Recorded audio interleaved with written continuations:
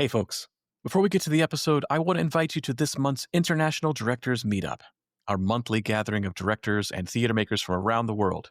It's a space to share experiences, trade advice, and find support in what can often be a pretty isolating role.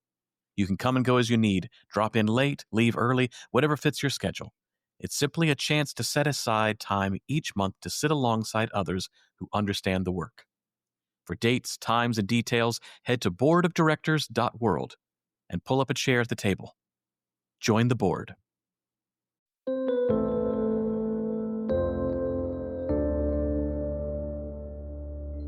There are people whose journeys remind you what it means to live an artistic life fully, across borders, across disciplines, across expectations. And Mei Ann Teo is one of those people. I first met Mei Ann when I was living and working in Singapore, where they brought a powerful piece, Lyrics from Lockdown, to the Singapore Fringe Festival. We shared an instant connection then, me, an American artist fresh from Columbia, coming to Singapore to teach and direct, them, a Singaporean at Columbia, but returning to share their work with their homeland, artist to artist, both finding our way in the world. Since that time, Mei Ann has continued to build an extraordinary path, an international theater maker, filmmaker, and cultural leader whose work speaks to the global diaspora, to queer identity, to the possibility of art as transformation. From creating across continents to serving in visionary artistic leadership roles, and now taking on the profound legacy of Ping Chong and Company as the new artistic director of the rechristened Pink Fang. Mei Ann embodies a kind of courage and clarity that I find deeply inspiring. To see a Singaporean artist who has left home has become a voice for those between worlds, making work that is rigorous, personal, political, and deeply human. It's an honor to share space and conversation with them again.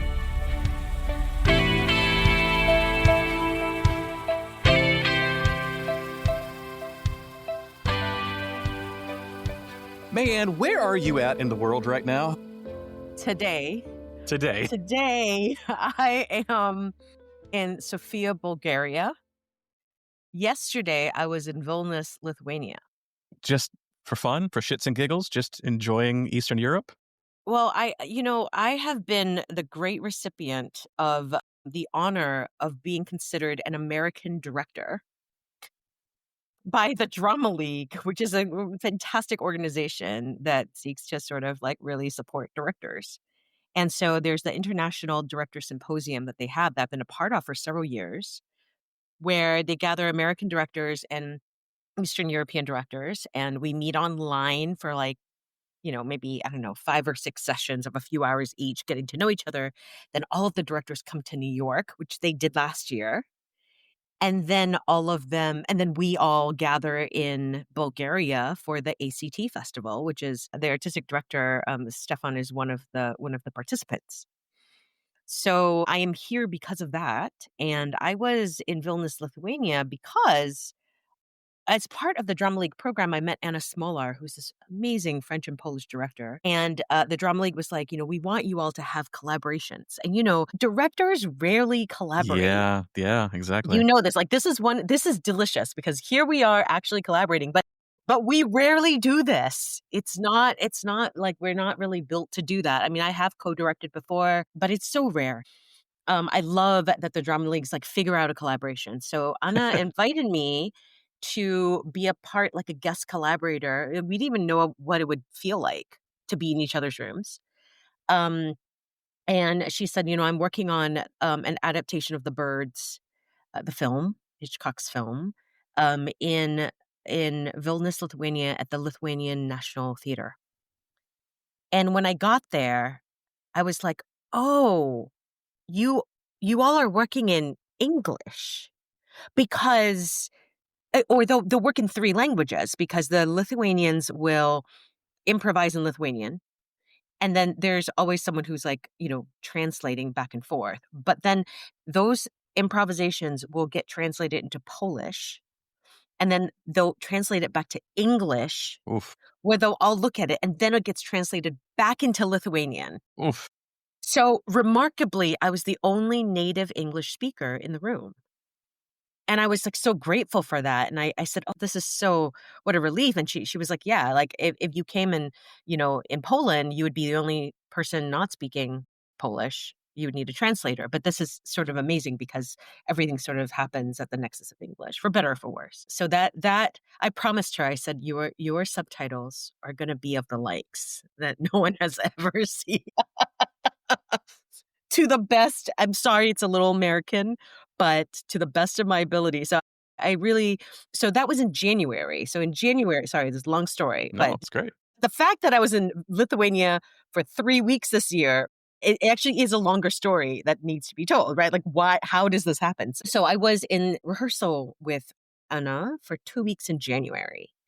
And Krista Save, who's an incredible producer and the producer at the National Theater and the artistic director of the Ceranos Festival, we met and we had a coffee. And she told me about the festival, which is really an extraordinary thing. She wanted to put Lithuanian drama on a on international platform, and she has really powerful curatorial concepts, and to also have an international artist come and do several of their works. Very unique format. I haven't actually heard of that before. So this year's was Tiago Rodriguez Amazing. the yeah, artistic director of Festival d'Avignon. And I had seen Katerina and the Beautiful Killing of Fascists at BAM. I hadn't seen by heart. And I thought, wow, what a beautiful thing. And then Krista says, you have to meet Greta Sturmier. She's a young queer director. I think she would love to meet you. She does music theater as well. Da da da da. So I said, yeah, absolutely. And it was like the day before I left, I met with Greta, and I was like, oh yes, like Love, it was love, it was it was love. it was it was one of those like, oh, here we are. Yeah, Yes, yeah, yes, yes. yeah, yeah. And Greta was like, oh, I've kind of forced my way into the Ceranos Festival because I told Krista that it's not queer enough and it doesn't have all the perspectives. And so Krista was like, well, what do you want to do? And Greta's like, give me a day and I'll do a queer pop-up. And it'll be actually queer. She was like, boom. And so she after we talked for like, like it seemed like, the meeting after 1,000 years of being away from each other is one of those moments. And she was like, I need to get you back into the festival. I said, all right, let's try. Let's go for it. And so that is how I spent another week in Vilnius, Lithuania. Not a bad gig if you can get it. No. So here I am. I'm here. And so, the festival, I think we're gonna kick it off tomorrow. But it's really powerful to see the way people think about theater, the way they produce theater, how vastly it's different from America, and just also how American work is also done here. I saw Tribes last night at the Bulgarian Army Theater. Right. Okay, Right. those three words put together: tribes, Bulgarian, army. Okay, theater. Yeah. Okay. Wild. Wild. Who knew? Yeah. Yeah. Yeah, So who knew? you are an international artist. You are doing things in many different countries and bringing those different perspectives. And I'm an international artist, kind of bringing those perspectives to other people, other places as well, and working in different languages and having translations and doing all that. I'd love for you to speak about. I found something remarkable whenever I was overseas, and I was overseas for 16 years. That no matter how long I stayed in a place, I was always the American director. That no matter what I could do, I could never shed that thing. So they always wanted me to do the American play. Mm. Oh, we're going to do Picnic. Would you normally do Picnic, or are you doing Picnic because I'm here? Like, that's just an odd thing. I'd love you to talk about coming in with your own cultural context into these new spaces wherein it's a new culture, and what you bring that is unique and different to that culture, but also to the work that you do as well. Because it's a fascinating thing. Unless you've done it, you don't quite understand what it is. And it's always remaking the wheel too. Yeah, Adam, I don't so there are many ways I can answer this question. I could answer this question as a Singaporean immigrant to the US Yeah. And the fact that, I mean, I feel like the first professional gig I got was someone had a vision of like, oh, you do ensemble things and also Che you Singaporean and you are too. Yeah. And then I got a shot, right? Like, Yeah. so, but to be honest, that artistic director was more thinking about me, less about Singaporean identity and more because of the ensemble work and probably because of Asian context and being someone who understands the Asian diaspora, right? So I think that I could answer it that way. I could answer it as someone who worked in China for many years in many different contexts. And I think today I want to start with that one actually. I find it more, being out of America really gives you a lot of different perspective and reminds me of actually the different places I have worked. Right? Because I feel like a lot of times I am talking about what it's like to work in America. And to be honest, until, God, 5 or 6 years ago, most of my work was still not in America. Right. Right. Right. And then there are a lot of Asian playwrights who started getting produced, and then I was asked to do that. But actually, I would say that I love working on Asian American plays. And I would say that there's a lot of work I do that's not working with Asian American playwrights. And I feel very fortunate to do it all. So when I'm working in China and that cultural context of like what has been really profound is a lot of times when I go into a place that is not my cultural context, and also I don't even know what that is at this point, I have gone in doing documentary theater. So I'm actually going there to listen to their stories and to work, and that's how I started in China, to listen to their stories and to also work with techniques of storytelling that I'm sort of teaching them about those so that they can use them. So it's like, the juxtaposition. If you put this next to this, and then you lead into this of this story, then what is the meaning you're going to make?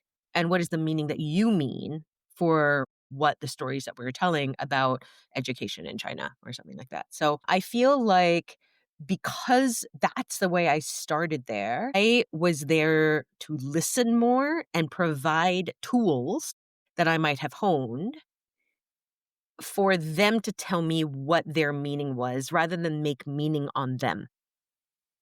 And I think that has created for me a very different kind of entry point than, let's say, if I was working in China, bringing tribes to China Right. Yeah. from the American context and then like somehow trying to figure out how to adapt it to their context that I do not know. Right? Like I think I'm interested in like how you've done that, but my the way I've gone into different places has been so different because they don't actually they don't see me as Chinese and they do see me as Chinese and they don't see me as American and they do see me as American. So I exist in this very strange place of being the perpetual foreigner and someone who, by looking at, I could also you know, be their granddaughter or something. Right. Yeah. Like one little old lady in a village said after my first trip to China where I felt like such a foreigner and everybody was scamming me the first 3 days. And then after 2 weeks, this little old lady said, "She looks just like my granddaughter." That's sad. It's sad and cute at the same time. Yeah. When I was in Southeast Asia for 10 years, Singapore specifically, but, your homeland, your motherland, do you still consider, do you even consider it? Like, is there a heritage there or is it Well, I'm a distant? Singaporean. I am Singaporean. Oh, still, okay. Yeah. Okay. Oh, I have a red passport. Okay. All right. Yeah. Yeah, yeah, yeah. And it's not just about that. Like, "Hey, I'll talk to you in Singlish, okay? What Okay. do I have to prove myself?" Oh, No, but what I mean is like even Singapore itself feels transient for a lot of the country. The great, I think probably one of the best plays that's come out of Singapore is Hotel in the last couple of years. I love Hotel. Yeah. Absolutely love that show. Incredible work. I think they nailed the sense of what it means to be a local and what it means to be somebody who comes in, and that this hotel, this transient nature of the country is there. So I always think about identity and culture because that's where I spent the majority of my time overseas. But then launching out to the rest of Southeast Asia and Asia and East Asia, I was being brought out to teach viewpoints, and I was introducing viewpoints like first taste of it. And the first place I taught viewpoints was in Vietnam. And I came in and I very quickly realized that they saw me as an American acting teacher coming in with an American acting method. And that while I was there for this week-long workshop, they were going to try on this costume of viewpoints. And then when I left, that they would take the costume off and that would be it. And for the longest time, I couldn't figure out, like, how do I, because I believe in the viewpoints. I believe that it can be transformational. It can really cut through some things. And so I started to think, is it a language barrier? Is that part of what it is? And can I learn enough viewpoints, terminology in the mother tongue of the language of the country that I'm in, that I'm teaching it as best as I can, even if it's, sprinkling. And I saw it immediately. I was teaching in Kyoto, and as soon as I started speaking in Japanese, immediately they perked up because it was no longer an American sense of tempo. It was Japanese sense of tempo. And then it was like, oh, well, I understand what a Japanese sense of tempo is. Okay, I can do that. And it really cut through that barrier of what that was. I was still an American guy, but viewpoints exist everywhere. So I perpetually kind of did the same thing of saying, like you said with the documentaries, like I'm here to listen and I'm here to figure out how what I have you can take from me and then make your own. And it's not precious. I don't own it. Anne doesn't own it. Mary doesn't own it. Nobody owns it. It's free for all, as long as you understand that it exists in your culture and your context. So yeah, that was. I love that so much, Adam. And I think like working in different cultures, I remember saying to somebody, just because we speak the same language doesn't mean that we're listening. Uh-huh. And I find actually that when I'm overseas, I have to listen harder because I understand that there are cultural contexts to the language of whatever they're saying back. So I'm very actively listening harder. And I think that when we're speaking the same language, sometimes we get lazy and then we just make assumptions. So I actually find that I listen harder when it's not the same language. And then, and I love what you're saying about like, you start to sort of understand it in a different way. Um, I also find that like we aren't that different. Like there's some things that I'm like, yo, my God, we're so different. But like being at the queer pop-up that day in Vilnius, like every little kind of little group gathering I ended up being in, I was like, this is so prototypically queer community. Like I'm like, who is the tech person? The dyke. Who is like, I mean, I was just like mapping. There was so much mapping that was happening. God, guys, way to be a stereotype. Jeez.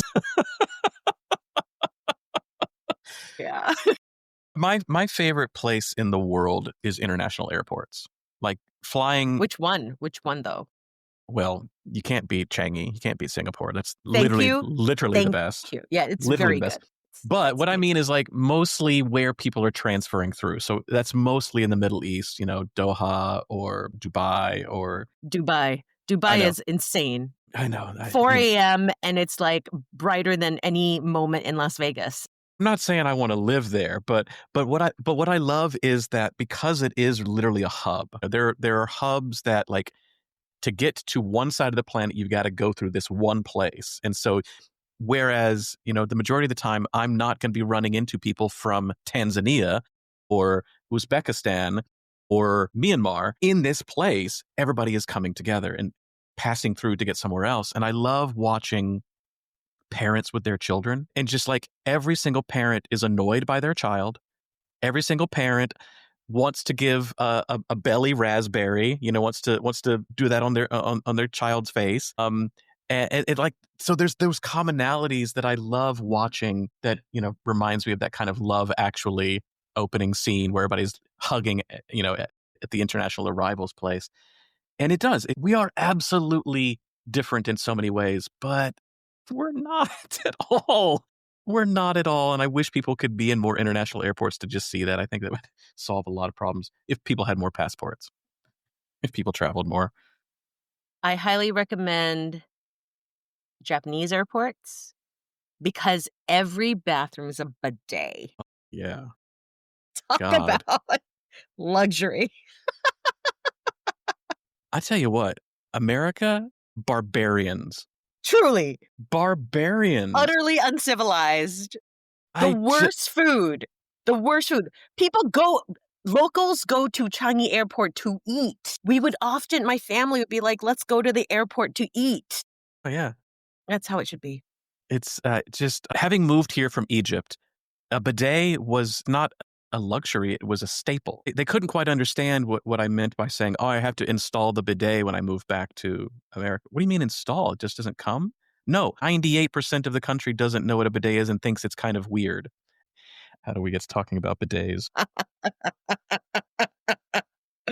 Lord. You have a new position. You've transitioned into a new world now.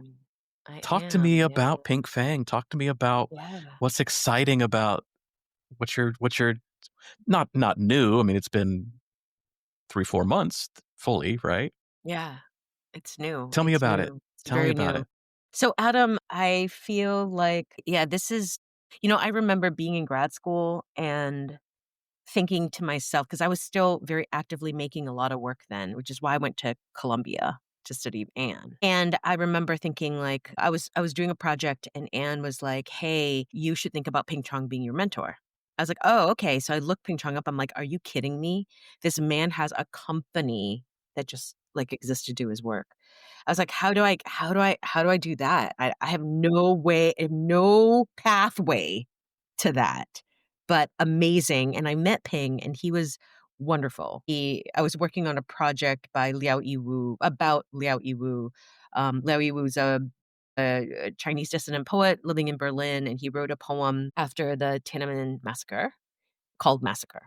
And he was locked up in a labor camp for a couple years and was on house arrest for a long time before he became a dissident in Berlin. And he wrote this incredible personal essay called 19 Days for the Paris Review. And it covered every single year since 1984 of that day. And so I was so taken by that I was working on dramatizing it. And so Anne was like, hey, you should have, this is for the materials class. And he did. And he was so wonderful. And he gave me the note he gave me was, he was like, yeah, it's great, great, great. Interesting. Yeah. He goes, the actor, a bit well fed. Wow. Okay. Bit MFA, because he's playing a Chinese dissident who's like locked up in prison. And, he's a great head of hair. Right. Yeah. Oh God, I always remember that. So I actually got to know Ping at that time. And, to be honest, I was like, really like, wow, what a great thing. I love that they do a lot of documentary theater or verbatim theater as they call it and so on. But I didn't actually know the company as well. And I was invited to be a part of it, I think a little over 2 years ago. And during that time, or about 3 years ago, I was at Oregon Shakespeare Festival. And at some point in time, I left and I started at PCC. And I got to be a part of the interim leadership team where we decided what would happen with the company. Like what happens when like a master theater maker, Ping Chong, is like, I'm done. And he's like, you guys do whatever you want. And he was not involved actually in terms of deciding what happens to the company. He just said, you should take my name off of it because if you make work, it's not Ping Chong. It's not Ping Chong. Yeah. So I thought that was very generous to give his company over. And the company is also like committed to the legacy. But we could have chosen not to be. It would have not been smart. It would have been, not helpful, I think, for the world because of all the gems and the incredible pedagogy that he created. So I was actually a part of the interim leadership team. So in a way, like, I guess you could say I was part of like making the position for myself in a way. Good job. But I have to be honest, and I actually didn't go in doing that. I actually really understood the assignment. And I thought to myself, like, I don't want to be here just to make a job for myself. I want to be here to really try to figure out how this organization can continue to do the work that it has done in ways that really honors the artistic legacy and ethos of how he made work and what he cared about. So you took the job knowing he was retiring? He had already retired. He'd already retired. So, Yes. okay. So I was interim leadership for 2 years. Because that's such a, I mean, taking away, like, yeah, I mean, the legacy of a company, it does kind of spiral to nothing. I mean, I think, there's so many companies that when the great leader, when the artistic, leader leaves, that it can't continue on because it is the cult of the personality that keeps it afloat. So saying yes to do that, like, there was no promise of any kind of outcome of where you are right now. So that's really quite interesting that you saw that, took care of the artist first, a friend, a mentor took care of that first, and then realize, I mean, kind of like, say, like Pina Bausch's company, they're still making work with the legacy of that thought, but, City Company, not. They wanted to fold. They wanted to it had its life. It's done. We shouldn't keep beating a dead horse. But so coming in and saying yes to that in that moment of, like, maybe it's for now, maybe it's for a long term, and being open to that, that's how do you come into that? How do you say yes to that and Well, stay open to I that? I remember that I said to them in my first interview, and by that time, Talvin Wilkes and Niall Harris were the other 2 artists, and Sarah Zatz and Jane Jung, who had both worked at Ping Chong Company for either 10 years or 20 years, Jane and Sarah, respectively. And I remember saying, "I will only want to do this if a possible answer that is possible that we come to the answer of, like, it's better that we shut down, or it becomes like some sort of, like, archival Right, right, right. legacy Yeah, organization, and then, slowly spend down making sure that the archive is still active." Because I think that you actually have to really know why you continue. And I think that just to continue for a job, I have been in too many organizations that felt like, or and witnessed so many, like, sort of like, let's just move this forward because we all yeah, need jobs. yeah, And yeah, it feels like we're not in the right place, it just doesn't feel right to yeah, me. yeah, And that's the thing that I said in that first interview. I was like, the answer of we're done, it needs to be yeah. possible. That's good on you for that. Good on you. Of And then, of course, I started in and I was like, "Oh my gosh, wow, there's so many gems here." And to be very honest, I was like, "Well, I don't want Sarah or Jane to lose a job, or course not. Niall or Tal. I want all these incredible, I don't want these programs, but more than any of those things, I don't want something about what Ping did was he not only created his work, he created a way for many people to tell their stories. So his series called Undesirable Elements, which is, he would go into different communities and interview people, and then he would create like a sonnet-like structure, and they would perform it. So that has been sort of like really alive and thriving for 30 years. And Sarah Zatz was very much, and Talvin Wilkes as well, very much a part of the last 20 of codifying it into a pedagogy that's very active in in schools, in our school program. So when we were looking at all the different possible models that there could be, we went from like, okay, this archive was much smaller, maybe like I don't know, like a $200,000 organization a year or something like that, that would like do this, 2 employees, da, da, da, to like 3 generative artists and 3 generative producers, and they're just making new work, and we don't think about archive at all. So, and then we looked at like 5 or 6 different models all along the spectrum of how to think about what is the legacy that continues. And I think what I'm really excited about, I think that at Pink Fang, we have found a both and of new innovative generative work and bespoke processes to make that work, as well as like engaging with the archive and engaging the archive in a way that is living. So looking at undesirable elements, looking at the process of it and allowing it to morph and change. as a beginning process that then more forms can arise from that. So So things stay in rep, or you can bring back work, or is it? Yeah, I can see it's in your face, not probably not. really like that, I guess. It's like, I mean, I think he would bring back things in rep, but he always made it anew. So the last show he made was Lazarus. And it was the first show he ever made. So it was his sort of like retirement show, and he wanted to say goodbye to it using the first show he ever made. I wouldn't call that in rep. I would say that he, like it He's always in conversation with it. yes. And I Yeah. feel like Ping as an artist was always in conversation with whatever he was interested in now. One of the things that I've been reading is his book called The Ones That Got Away. And it is many ideas for shows he never made. Like, I don't, the, like, I have never seen such an oeuvre of imagination from somebody who's like, I'm done. And oh, these are things I would have done. Like the Yeah. incredible, like, amount of just like curiosity Of that. that he had. So, when I think about that, like I love this book, right? So I'm Yeah, like, I yeah. feel like I want to make something with this book, or there's Right, something yeah. about this book that I just love, The Ones That Got Away. And I also love there's some other things that he hasn't done. So those are things that I'm actually really interested in looking at and doing. Other ways that we're doing archival stuff is we're having an archive symposium in December at Hunter College. And working my colleagues, we're curating a group of artists to make work in response to his archive.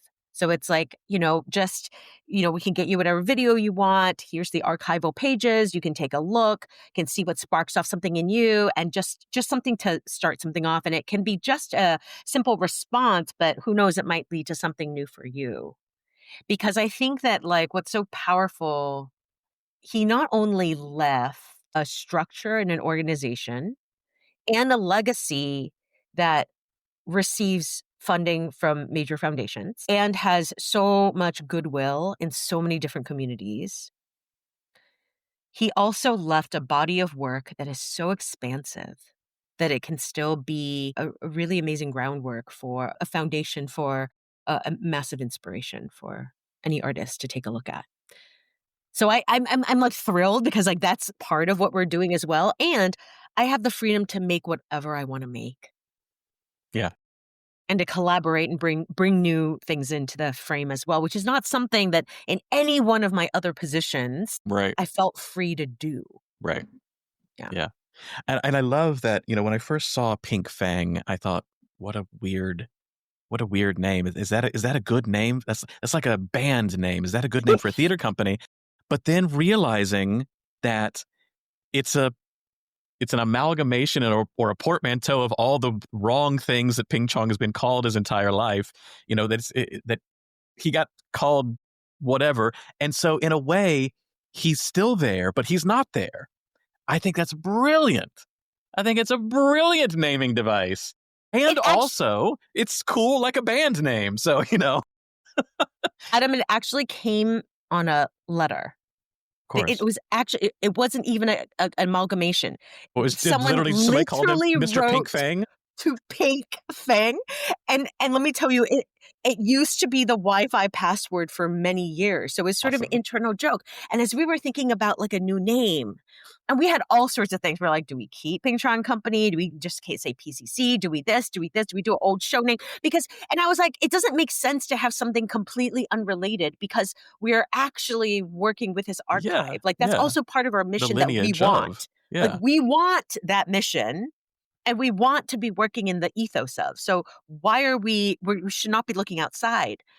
And we're like, okay, Pink Fang, is it? And then Jane says, it's reclaiming the distortion. Yeah. Yeah. And I was like, okay, this is why I love this name. Yeah. Also lesbian punk band, truly. Exactly. Yeah, of course. So when I first saw that and I saw the pink and I saw the three of you standing there, and I was like, is Mei Ann starting a band that I didn't know about? Like, I mean, I wouldn't put it past, them. It's like, sure, that's what's going on. But so you mentioned, and I'm glad you did. I'd love you to talk a little bit further about this. And you're in a leadership position which you've been in leadership positions in the past, but you're speaking to also being able to create whatever you want. So what's the difference between your leadership philosophy and your directing philosophy then? You got an organization that you're helping to run. I mean, it's not just you. You've got great partners there. But then you also have a room that you can do anything in. So what is that like? And are there differences, or do they both inform each other? Obviously, they both inform each other, but how much do they inform each other, and where are there differences? I think both of those, when we do like, I do whatever I want. Sure, not really. To me, when I am feeling really rooted in, when I'm feeling really rooted and aligned with the way I want to move in the world, it is always of service.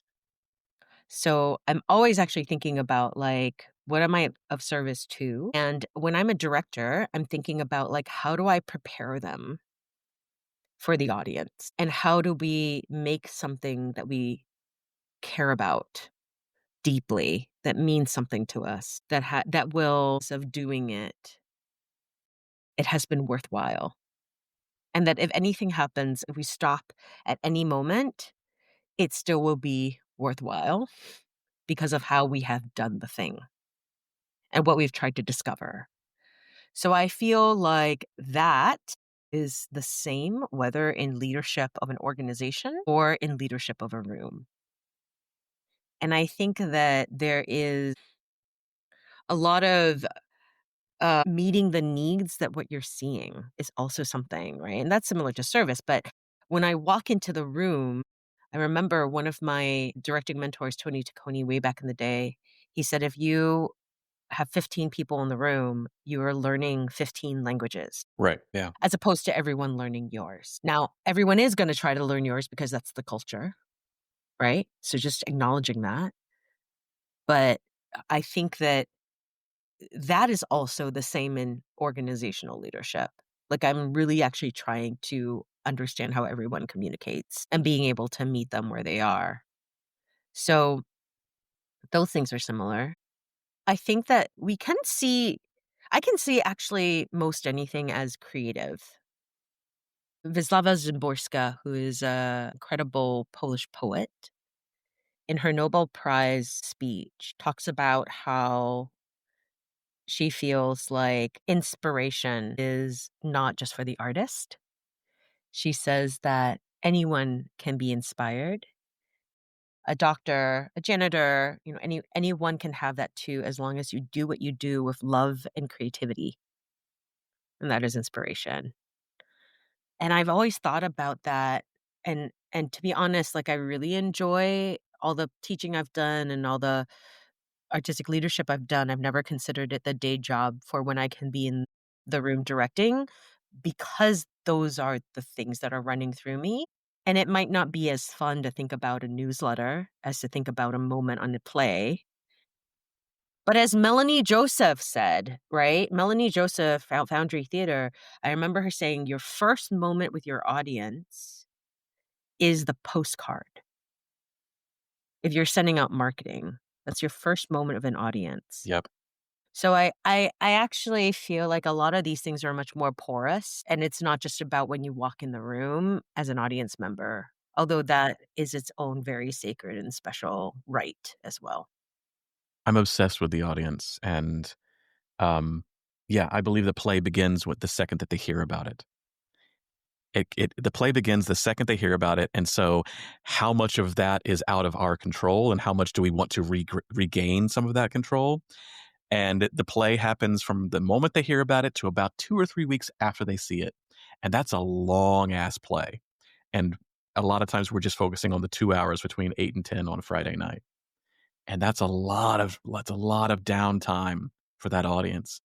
And I'm always wanting I'm always thinking about, for the longest time, I worked in box offices, and I worked, in, universities trying to get them to um, understand their audiences. And they were like, oh, we're just trying to put butts in seats. I'm like, I'm trying to put brains in seats, man. I want them to Mhm. be, I want them to be the perfect person for those actors on that stage to get this message. And if all we're doing is just like, I just need them to come, man, we're missing out on a huge opportunity. So I'm so glad you're talking about that. I love that postcard. It's the postcard. It's the invitation. It's our first chance to inform or inflect or start that conversation. Yeah. When you think back, so we both went to Columbia. We both worked with Anne for similar reasons of just wanting lots and lots of opportunities to work. What were you searching for?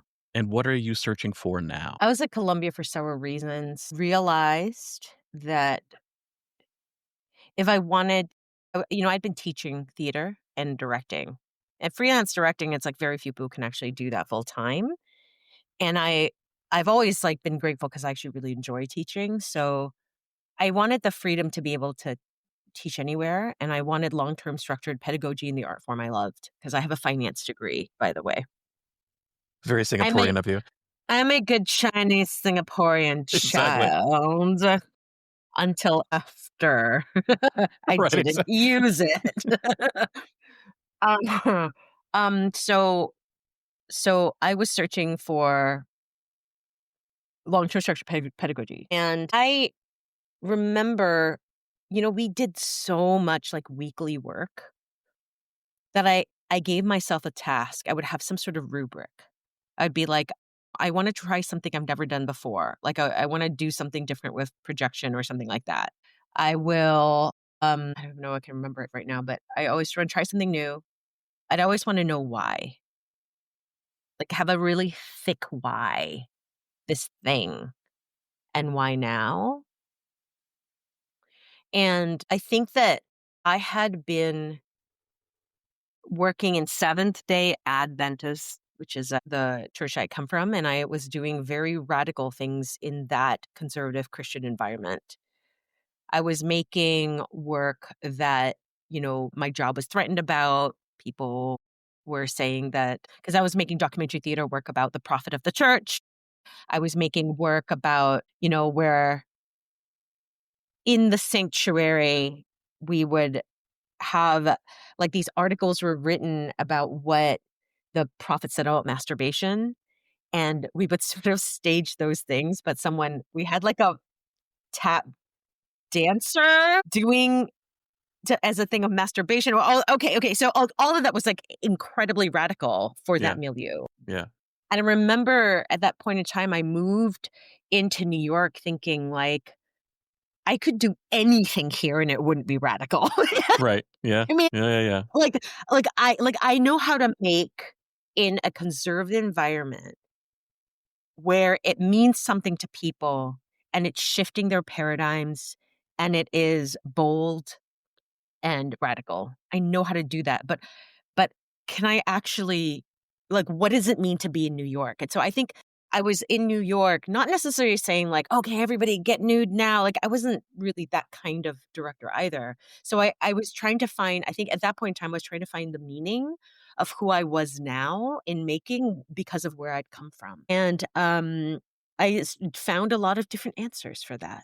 I found a lot of different answers. I'd done a bit of the classics, whatever, but hadn't done it with like, actors who had a real command of language and all of that. And so I found so many different answers, and I still kept doing a lot of really, a lot of documentary theater, but I would do a lot more with artists who are also performers or performance generators.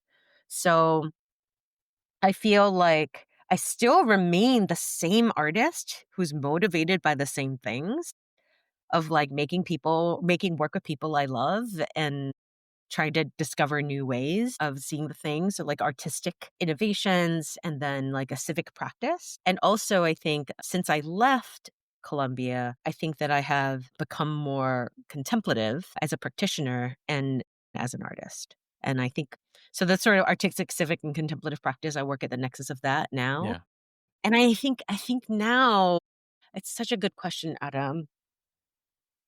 I think that I'm still driven by very similar things, but now I'm like able to go deeper into the murkiness of the not knowing. And I think that I used to want to have so much more clarity about what the things I was making and what they were saying and all of that.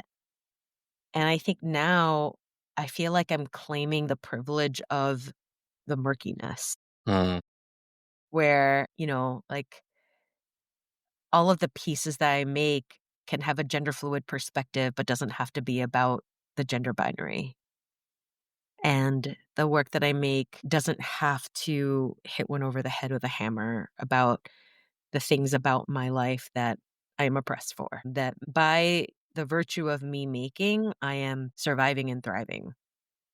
And I can give myself the ability to trust that the work that comes from the uniqueness of my perspective will be valuable for the sake of that, which is not something I've really believed before. Do you think theater has a responsibility to respond directly to politics, or can it serve in other subtler ways? It can do anything. Theater can do anything. Theater And can do anything. theater can also do nothing.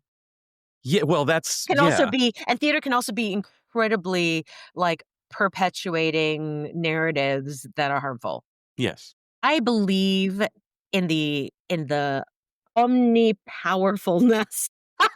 Yeah. And I think that it's not just about what the artist does, but who it's being received by. I think that they're all there's so many different ways to look to be able and what is actually theater? Like what like to like there are so many things that I learned from Diana Milosevic of the Da Theater in Serbia, where I would stand with her and the company and a large group of women protesting and the actions and the rituals of laying down the thousand roses. I'm like, that was That's theater theater, yeah. in the face of, the police officers who were like a thin line away from the screaming fascists. Like that was like I remember that moment of going like this is more powerful than anything else that'll happen in the theater.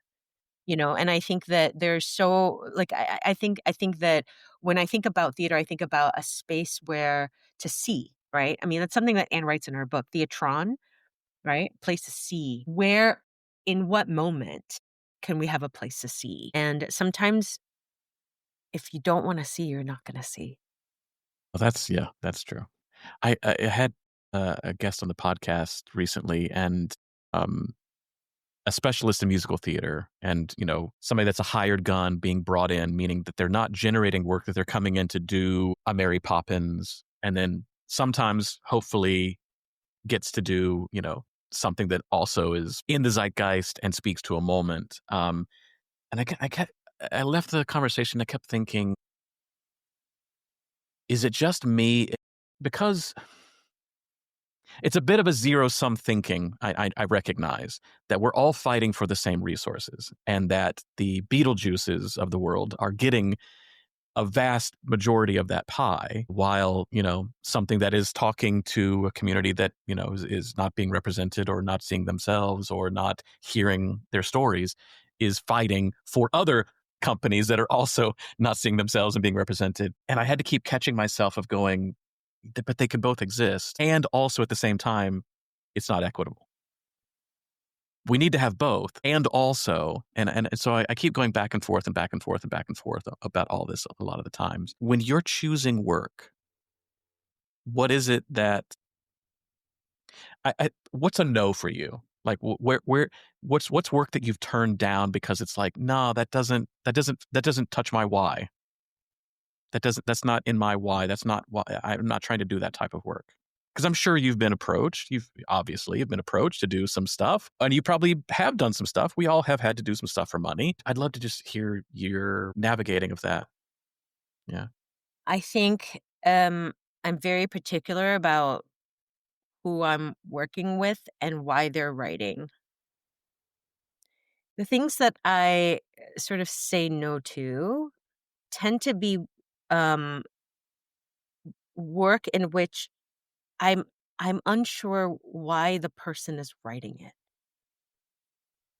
And people write for all sorts of reasons. They write to sort of express something deeply about themselves. They write out of curiosity. They write all of that. But sometimes if I feel like the work is existing not to have the like questions that are then making me ask questions, then I will kind of say no to that. I am not really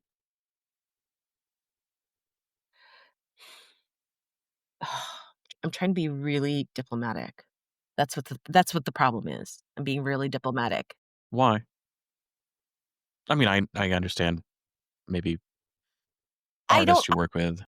I'm not yeah, yeah, because I say like, I've said no to a lot of different things. Like, I've said no to work that I don't feel it's interesting for whatever reason. It's not interesting. And that's been hard, Adam, because I'm a very curious person. So I usually find everything interesting. But when it came to the point where I actually had to choose because I just had not enough hours in the day, then I start to get a little bit more like this is, and I think that like because I can sometimes I choose things because I feel like I can serve the piece. And sometimes I choose things because I have no idea how I would do the piece. Right? And I feel like that that is like more energy for me is like thinking about how I choose a piece, right? It's instead of like why I say no. So oftentimes I say no because I just didn't have I actually am booked or so it's really about like for me, I choose a piece, I say yes to a piece because I feel like we're gonna do something together that has the potential to shift the paradigm and shift the cultural needle, whether it is for me myself by working on it, or that I can see how that perspective is really needed. And that makes me excited for that perspective to be out there, or that there is such utter gorgeous poetry in it that I am just like it feels like I'm in a bath, like a gorgeous bath or something, like or it makes me feel something, So I say yes to those things, and there are things that make me feel like that I've said no to purely because of schedule. I've also said no to things because it doesn't make me feel that way. Yeah, fair enough. That's no, that's it. There's a body reaction sometimes. It's just, no, I don't connect with this. And, there are resources that are non-replenishable, like time. And it's like, I just don't have time for this. And I'm curious about it, but I'm not curious enough to spend the time that I have putting this on stage in front of people when I don't know if I will ever come to an answer on it, or I'm not even sure I like the answer that it may have. Yeah. I think we're on a cusp of things are about to change big. I think the next 5 to 10 years is going to be drastically different than what we've seen before. And this, it happens in waves of history. But if I believe that we're literally on the cusp, the question I'm asking myself now is if everything is going to be different in 10 years, what's the type of work that I want to be making if I know that so that I'm not behind like theater always is? What's the type of work you're wanting to make? What are you excited about and like maybe screaming on the top of a hill that nobody else is screaming about? I've been thinking about AI a lot, Yeah, me too. God. and I actually right now am making something that AI could not make. Theater's going to be the only thing that is going to be Right. real. Everything else could be Correct. faked. And we in Correct. theater and dance, which is the same thing to me, is going to be the Yeah. only thing that Yeah. cannot be faked. Yeah. I'm making this piece right now called The Table with my dear friend and Yeah. incredible, incredible theater maker, Erica Chung-Shook. And there are several things that I know about this piece. I know that that the seed of this piece is wrestling with the question of insatiability. The seed of this piece came from, me sitting at a Zen monastery up in Mount Tremper and doing a practice called Oryoki, which is a Zen meal practice that's highly choreographed. And in this practice, there's no potential to have any waste because you are all seated together. You open up the napkin containing the bowls, you eat there. When you're done, you wipe the gravy with bread then they pour the green tea, you drink the green tea, and then you wipe it with the napkin and it goes back in. And it's clean, it's beautiful. There's no waste. And I remember how that changed me, and it changed how I think about our culture and consumption and all of those things. So it starts from all of those things, and we are making in a way that is very, very little text, and we're experimenting with actors. The Mercury Store has been very supportive of us in the last year plus, and we would create these images. And I remember looking at one of the images and saying, I want to know everything about that person. But what I want to know about is not that like she just had a divorce or she comes from this place. And I think that like I have been very gratefully in a lot of work that is about identity and like either explaining or saying fuck you in whatever identity is, or being able to understand a little bit more of whatever playwright is moving from that particular identity and that. And I love this way of working also, where it's not about those facts, and that it is actually pushing towards something that is more deeply animal of the body than what the mind can sort of process into that fact, that fact, that fact lines up into this experience. The experience is primal. The experience is, sweat. Sweat is the experience. It's not any word that then you can make whatever reference you want to. So it's been really exciting because like I'm thinking about those things. And of course, like, I'm always thinking too about like, well, who you cast in it, who are you working with, and all of that. And that also matters. But it is a very different way of working than here's this text. I'm casting a 25-year-old Asian American non-binary person, who has a limp. Like it's just a very different kind of way of thinking about character. It's a different way of thinking about moment. It's a way of thinking a different thing, while also using very similar tools of what I've done before. And it's really great to work with someone who is a phenomenal choreographer as well as director and theater maker. Just sort of see where we start to overlap in terms of what we care about, and how we're sort of like weaving this thing together with our dramaturg Tomi Tsunoda, who brings yet another kind of robust engagement in artistic, civic, and contemplative practice. I'm so Yeah. much more interested in that type of theater because you're right. Like AI is never going to be able to create that. It's an experience. And I was thinking when you were talking about this, I make work for the UN COP climate conference, and I've been trying to do a piece that is a meal, getting people to sit down and have a meal. And it's trying to convince them that this is theater and not some, performance art guerrilla thing. It's been the hardest thing. And so I just keep doing a play every single year, but I keep putting elements that more and more because, we had people to come to one of our performances 2 years ago where there are climate scientists, there are activists, there are oil lobbyists, and then there are NGOs and ambassadors, and they're all in the room watching the play. And I was like, yes, this is the audience that I want to have. Yes. If I could have them break bread, if I could have them sit at a table and ask the questions of who is that person?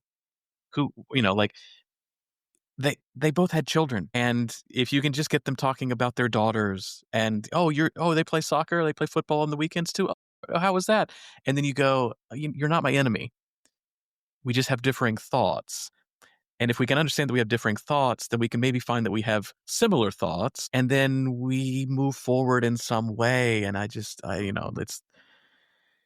there's some amazing people doing some amazing things, and I just want to be of service. That's a great. I love that you talk about that as well, being of Can't service. remember the name of the artist, but one of the people that I'm community with talked about we're co-facilitating a session at TCG together, and he talked about the score of a table that is in the middle, and anyone can come and sit at the table, Mhm.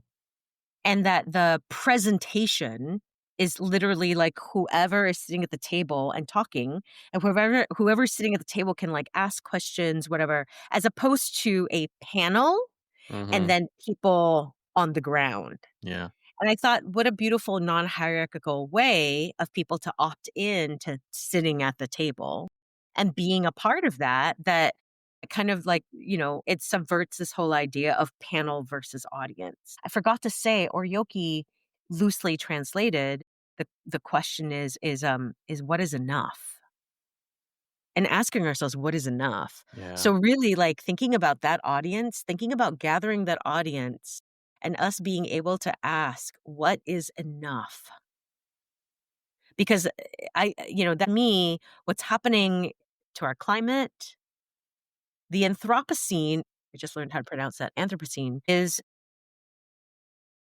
Real. real. And one of the major drivers underneath that is our insatiability. How do you maintain sustainability for yourself? And I'm not just talking in an environmental sense, but in a financial sense and an artistic sense. And how do you build that for the next generation? Because it's something, I can talk about work at the climate conference all the time, and I run an organization called the Sustainable Theater Project. And I also work at a university that just doesn't want to have a conversation with me about it. I'm just trying to get them to do one sustainable production a year. That's all. Of the 9 that they do, can we make one sustainable? And it's just not a conversation that is interesting to anybody right now. So how do you maintain the sustainability of your career financially, artistically? Like we're in the throes of late state capitalism and probably the throes of late state democracy. How are you sustaining yourself in all ways, shapes, and forms? And also like help. How can I do it as well? Yeah. You know what has been the most common conversation I've had with artists besides the art? It's financial literacy. Yeah. I mean, yeah. Financial literacy. And I think that's actually very important. I think when I graduated from college, my sister, who is in finance, like for real, said to me, she said to me, never carry a balance on your credit card. Ever, ever. And, in over 20 years, I've never carried a balance on my credit card. I cried the Ever. day that I paid my credit card off in Singapore. I had a credit card from America, and it took 4 years in Singapore, making great Singaporean money, to pay that off. And I remember I was in my professional world class teaching my actors financial literacy, and I cried openly in front of them because it was debilitating. Now, I still carry Columbia debt, but there's no bank coming after me, and I can buy things on my own. I think that we don't talk about it enough, and it's very hard. And as someone who has a finance degree, I still wasn't actually being really smart about finances until about 10 years ago. So I wasted a lot of time not being smart about money, and I would be in a much better space now if I had actually gotten financially literate before. So I've had this conversation with many friends, and the main thing is start to know exactly how much you spend and start to know exactly where all your money's going. Just know. And it's so hard because it's like, well, I don't have much, or whatever. But then you start to go like, wow, did Well, you really pay this much for that? So I can tell you that in this moment, I have reached a point in my life, and I never had a trust fund, where I actually finally feel like my life will be sustainable. As long as, I mean, and also, like, who knows how long, you know what I mean? Because of all the things that are coming down the pike, who knows how yeah, long. yeah. But right now, because I know exactly how much I spend, how much I'm saving, how much is going where, how much where, like Roth IRAs, all those things that I was like, no, about. Yeah, yeah, yeah. I actually am not afraid of that anymore. The But it fear, took that's the yeah. it's so scary and it feels so good, but I can't tell you how many people I've sat down with me and said, "Open your high yield savings account right now. Open that right now and start saving here. Know how much your money's making. Know all of these things. know how to pay off your debt, start paying off highest level. I mean, I can't believe that, I'm actually talking about this now, but this is honestly the most important conversation I've been having with a lot of artists who cannot survive at all. Yeah. So like we can talk about the art as much as we want, but if we don't actually understand how to and we're not even talking about like how to get rich from investments. How to You know what I live. mean? We're How to pay the talking gas bill. exactly, Yeah. exactly. And so, I mean, I do have a lot of institutional jobs. That is how I have sustained my directing, and I also really enjoy those things. So that was actually has been very important and, and helpful for me. And I think like really understanding that your anything that you save now is really thinking about your future and really helping the sustainability of your life. I think Americans are inherently allergic to anything that involves healthcare and finances. And it's also the biggest bugaboo because like you go anywhere else in the world, like, yeah, my healthcare plan right now is go back to Egypt. It would be cheaper for me to get an airplane and go in Singapore or go to Egypt and live there for 6 months after having a surgery than doing anything in America. And that's just criminal. But it's the same thing with finances as well. It's, like, thank God my wife is financially literate because she's the one who's going to make sure that we're going to be okay because she starts talking these things and I go, financy, financy, financy, financy, financy. I can't. And yeah. So thank you for saying that. That's beautiful. So I always ask 2 questions at the end of the podcast to the guests. And what's a show that changed your habits as a person or as a director or both? And I'll say, as you're thinking about this, a student gave me this question and floored me with it. So the fact that I can ask this question, I really thank Emma for the prompt on this one because, yeah, It's so hard to because, like, that's all I wanna make, yeah, I know. right? Yeah. That's, like, Yeah. all I wanna make. Yeah. I want to be that person that can do that. Yeah. Yeah, yeah, like, what a powerful thing. Like, I have been actually thinking about, like, a series called Daily Acts where it's like, how do we change how we look at something completely differently that we do every day, you know? Mm-hmm. And, like, how do we change that? That's something. God, what is a show that changed my habits?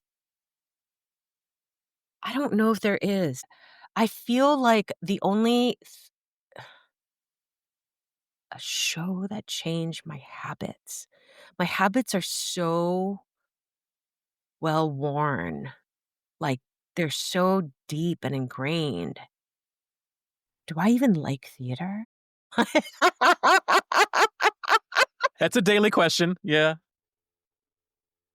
Why is this question making me question how much I like theater? It's a daily question. It's a daily question. I think we should all ask ourselves, do My I still like theater? gosh. Yes, I do. I'll go to work today. Okay, Well, I'll maybe. say this. I'll say this. I'll say this. Okay. I'll say this. It might be cheating because I worked on the show as a dramaturg.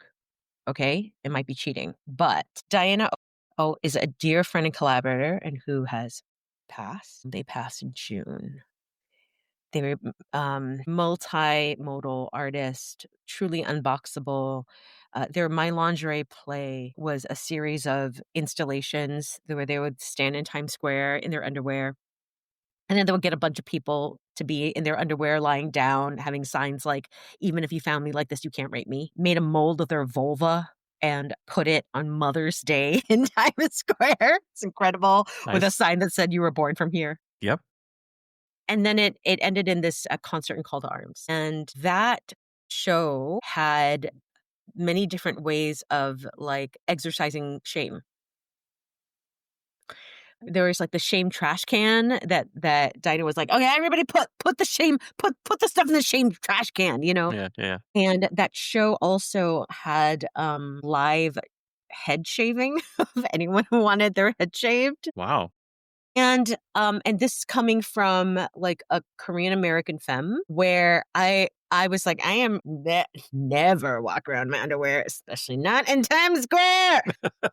But I'll tell you this, on opening night, I wore a bra as my outfit to opening night. And I Like, I would never have Right. done Yeah. that, Yeah. ever. Yeah. But if I'm like, what did I actually change? Like, where's a behavioral change? Like, where did I feel more free? Like, their work made me feel more free. Beautiful. That's not cheating at all. That's beautiful. And the fact that you got to be in the room and be a part of it and go through and be not just as an audience member, like, oh, okay, but like track and slowly nudge, as you said, shifting the paradigm. Just the thing of, like, you can't turn a boat on a dime. It's gotta many miles to turn a boat, and that's still change. Yeah. The co-director is a self-described transgender faggot wizard who is also a sex coach named Orion Johnstone. Cool. And he gave us a enthusiastic consent workshop as part of the process. And that was amazing. So I think like, I'm like, oh, it's like the people, right? It's always down to the relationships that can change us. And I think that, like, it makes me ask myself, like, who am I surrounding myself with right now that can change my habits? Like, more than, Mhm. like, what show am I gonna see that's gonna change my habits? Like, who am I making with? Yeah. Who am I making with? It's a good question. I can't wait to be in a world where the most controversial word of how you describe that person would be wizard. That's where I blink my eyes when you say wizard, that everything else is just like, yeah, okay. Of course, of course. So to who you're making work with or excited by, who are 3 artists that excite you right now? 3 directors that excite you that I should have on the podcast and invite onto the podcast? My goodness. 3 directors that you should have on the podcast. You should definitely talk to Aya Agawa. I worship Aya Agawa. I think you should talk to Greta Stormier from Lithuania. Okay. She's wonderful. Do you know Dustin Willis? I don't. He's a genius. Okay. He's so brilliant. Dustin Willis is a genius. Oh, Misha Chaudhary, another Columbia. Yeah. Misha, you should definitely talk to Misha. Misha Shai Chaudhary. He's extraordinarily phenomenal. Yeah. Prince Faggot, right? Is that? Yeah. Yeah, exactly. I'm Tamisha. Mei Ann, thank you for taking time from your Eastern European escapades to be on the podcast. You've always been somebody that I've so respected and loved, that I had an instant kind of connection with moving to Singapore and Colombia to Singapore. Nobody else can say that. And so thank you for your continued artistry and making space for all the other artists that you're making space for, and breaking down doors and doing some really cool ass work and starting Pink Fang off with a bang. I can't wait to see what you're gonna do with everything. And if I could be at that table, I would be at that table, but I can't get up to see that table. But I will be up in January, end of December, January in New York. So if you're around, Yes. Let's hang out. let's hang out. Okay, wonderful. Thank you so much.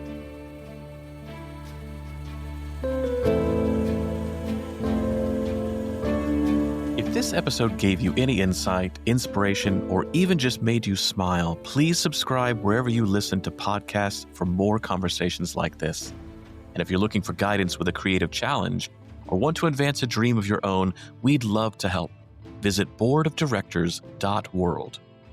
The Board of Directors is a global constellation of theater directors dedicated to building community, sharing knowledge, and transforming the role of the director in the 21st century.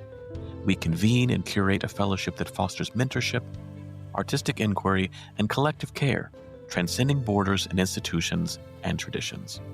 Until then, take care of yourself and take care of each other.